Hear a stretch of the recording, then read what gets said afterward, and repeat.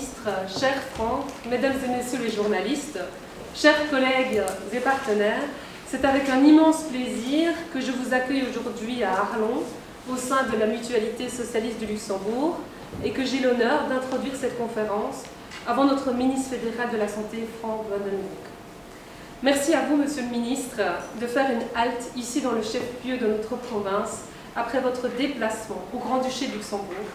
où vous avez signé, dans le cadre de l'Union économique belgo-luxembourgeoise, pour notre pays, une déclaration d'intention entre le Grand-Duché et la Belgique en vue d'élaborer un accord-cadre de coopération sanitaire transfrontalier entre les deux pays.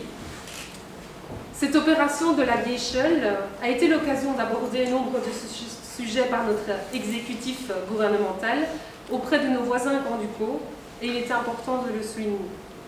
Pour vous, Monsieur le Ministre, vous avez offert depuis aujourd'hui la possibilité pour nos deux pays, par cette déclaration, et plus particulièrement pour notre région transfrontalière, de débuter des travaux afin de renforcer nos coopérations en matière de santé. Il s'agit d'une avancée remarquable pour laquelle des enjeux essentiels sont à venir. Alors par cette allocution, je souhaiterais rappeler à la fois le contexte général qui a accéléré cette proposition et le travail qui a été mené par l'OPS Luxembourg et l'ensemble de ses partenaires pour faire aboutir cette victoire politique. Car c'est ce que nous avons aujourd'hui. Une victoire politique obtenue par notre ministre fédéral de la Santé, victoire qui va nous permettre d'avancer dans la coopération sanitaire avec le Grand-Duché. Alors au niveau du contexte, il est essentiel de rappeler celui de la province de Luxembourg, la plus grande province de Belgique en superficie, mais la moins peuplée. Ces deux éléments qui la caractérisent la démarquent des autres provinces, ainsi que par le fait qu'elle est frontalière de deux pays, dont un est le plus important bassin d'emploi transfrontalier au sein de l'Union européenne. Alors celui-ci génère une des plus intenses mobilités de travailleurs frontaliers en Belgique. Cela signifie que quotidiennement, des dizaines de milliers de travailleurs belges traversent la frontière luxembourgeoise, tandis que des Français sont accueillis dans des entreprises et services, notamment en matière de santé, dans notre province. Plus globalement, cette mobilité professionnelle concerne toutes les régions de la grande région dont le Luxembourg est au cœur. Ces particularités donnent à ce territoire principalement rural et forestier, aux multiples aspects bucoliques, appréciés par de nombreux touristes venant principalement de la Flandre et des Pays-Bas, une variété d'opportunités. En revanche, elle confronte la population, les investisseurs, les entrepreneurs, les gestionnaires de services publics, les élus en général, à des défis qui nécessitent l'appui de la solidarité européenne fédérale et ou régionale. Alors pour poursuivre dans cette mise en contexte, je souhaiterais rappeler un séminaire particulier organisé en mars dernier au Conseil provincial en partenariat avec la Mutualité socialiste et le projet Causant. Nombre d'entre vous étaient d'ailleurs présents. Et lors de cet événement, nous avons réuni autour de la table des acteurs importants en matière de santé, tant au niveau politique qu'au niveau médical, pour chaque côté de la frontière belgo-luxembourgeoise. Donc nous avions mis en évidence, lors de ces séminaires, les nouvelles solidarités interrégionales mises en place entre les opérateurs de santé pour faire face à la crise sanitaire. En effet, au sein de la grande région, lors de la première vague,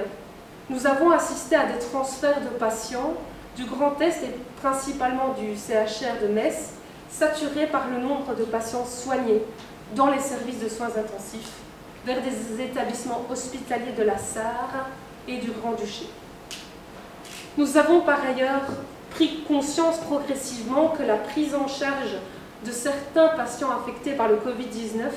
nécessitait des soins de réadaptation et de revalidation. Alors, compte tenu de la carence de ce type de services et d'infrastructures sur notre territoire, Vivalia, qui regroupe l'ensemble de l'offre de soins hospitaliers de la province de Luxembourg, s'est tournée vers le centre de réadaptation professionnelle de Kolpak, situé à la frontière luxembourgeoise, à peine à quelques kilomètres d'Arlon. Dès lors, une convention de solidarité a été approuvée par la ministre luxembourgeoise de la Santé, Madame Paulette Lehnert, pour permettre la prise en charge de patients soignés à Arlon sur le territoire grand-ducal à la frontière belge. De plus, lors de la seconde vague, nous avons assisté au transfert de patients des établissements hospitaliers de la communauté germanophone, dont celui de Saint-Vith,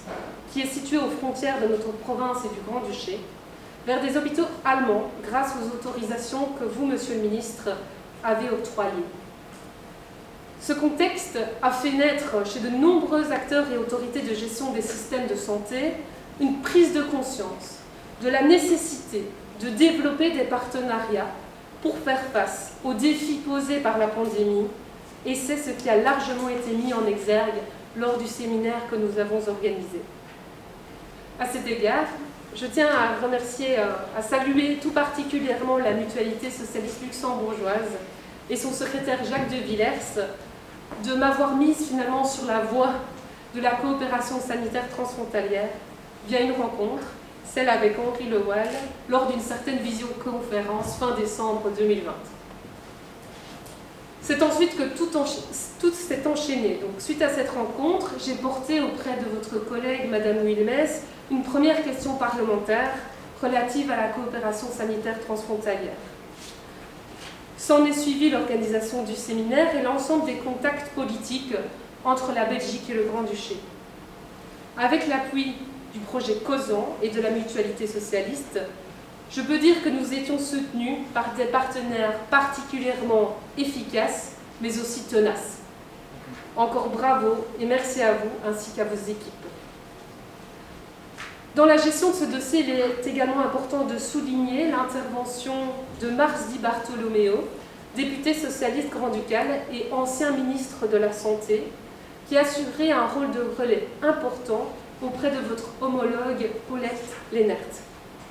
Mars, qui d'ailleurs vous remet ses salutations et qui s'excuse de son absence de ce jour, étant retenu par d'autres obligations politiques de l'autre côté de la frontière. Je rappelle également le soutien de tous les partenaires du séminaire, ainsi que l'ambassade de Belgique au Grand-Duché, via l'intervention particulière de Madame Defoy, mais également et bien sûr Vivalia, représentée cet après-midi par son nouveau président Yves Blanchard, la province de Luxembourg, représentée par le président de collège Stéphane Demulle, et bien entendu le soutien permanent de mon prédécesseur à la présidence du PS Luxembourg et notre actuel député régional, Philippe Courard. Ensuite, parallèlement à nos contacts avec le Grand-Duché, nous avons également saisi l'occasion de la visite du ministre-président wallon Elio Di Rupo pour le sensibiliser à la question de la coopération sanitaire transfrontalière. Alors même si cette matière relève de votre compétence, Monsieur Van den Broek, il nous a paru effectivement utile de sensibiliser les plus hautes autorités régionales sur l'intérêt d'une telle coopération entre les deux pays. Alors comme vous, à son retour de sa rencontre au Luxembourg le 16 juin dernier, Elio Di Rupo nous avait fait l'honneur de sa visite ici dans les bâtiments de la Mutualité. Alors comme vous pouvez le constater, Monsieur le Ministre, nous n'avons pas ménagé nos efforts pour faire germer le projet de coopération sanitaire entre le Grand-Duché et la Belgique. Cette journée est pour nous, réunis dans cette salle de la Mutualité, un jour de réjouissance, puisque l'idée que nous avons portée a maintenant pu se concrétiser à travers la déclaration que vous avez signée aujourd'hui avec votre homologue luxembourgeoise dans le cadre de la Diéchelle, qui cette année commémore le centenaire de relations entre la Belgique et le Grand-Duché au sein de l'Union économique belgo-luxembourgeoise. Alors nous sommes conscients qu'une étape importante a pu être franchie en un temps que l'on peut qualifier de record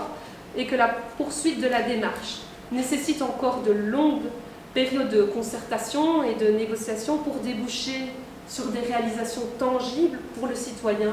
et les institutions de soins.